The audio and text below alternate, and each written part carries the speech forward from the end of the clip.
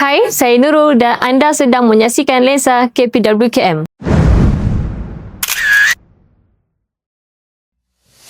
Hari ini saya berada di Pusat Perkhidmatan Autism ataupun PPA Bangi dan ia telah mula beroperasi pada April 2026. PPA ini telah menjadi salah satu inisiatif KPWKM untuk memperluas akses perkhidmatan dan sokongan berkaitan autism.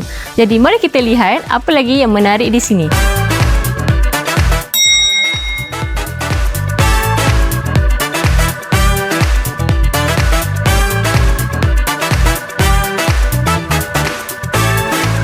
Ini adalah bilik intervensi yang kita fokuskan kepada intervensi secara kelompok lah.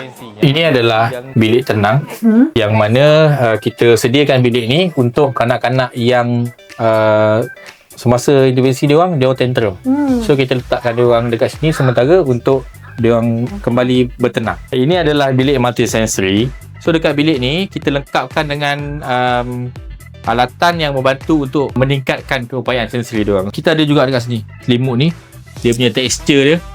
Yang ni akan membantu sensory development dia tu lah. Nama saya Masliah Nur Umairah binti Muhammad Isa. Di sini saya punya jawatan sebagai pegawai intervention. Dari segi peranan utama, PPA Bangi ni adalah sebagai pusat utama yang menyediakan sokongan dari segi saringan, intervensi dan juga pendidikan yang berfokuskan kepada kefusian harian. Harapan saya untuk individu autism ni adalah yang pertama sekali mereka dapat mencapai satu kehidupan yang tanpa diskriminasi sebagai individu yang mempunyai keunikan yang tersendiri dan mempunyai potensi ataupun bakat yang tersendiri. Diorang juga boleh mempunyai peluang dari sudut pendidikan, pekerjaan dan juga dari segi apa-apa aktiviti sosial yang luar lah. Nama saya Muhammad Fairuz Sadar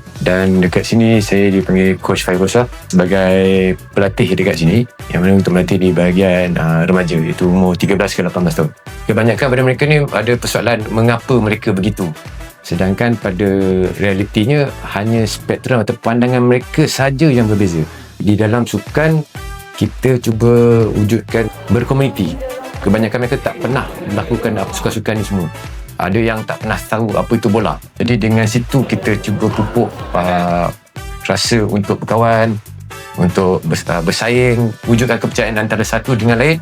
Mereka mula berkomunikasi. Ibu bapa yang mana mereka sendiri terkejut yang mana melihat anak mereka daripada menyendiri kepada mula berkawan, daripada tak melukis ataupun hanya duduk diam main telefon dah mula bersukan main bola sepak, main basketball.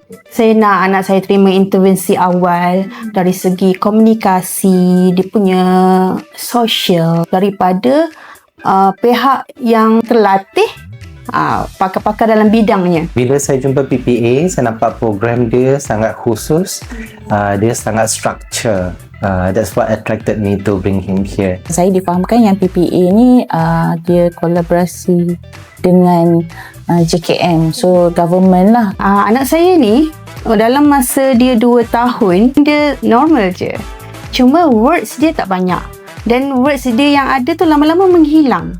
Anak-anak autism ni bila masuk sekolah, mereka bergaul dengan komuniti. Bila kids lain tak faham, then akan mula teasing atau bully. Saya memang harap yang anak tu boleh belajar skill yang sepatutnya supaya dia boleh contribute kembali kepada masyarakat tu sendiri. Jadi saya nak mereka faham yang autism ni pelbagai dan mereka hanya berada dalam berhak untuk dilayan sama rata, no diskriminasi. Bagi kami kami embrace benda tu dan kami cuba untuk maknanya baikilah.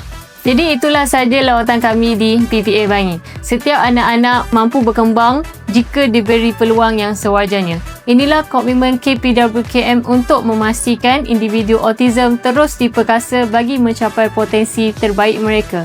Saya Nurul dan ini Lensa KPWKM.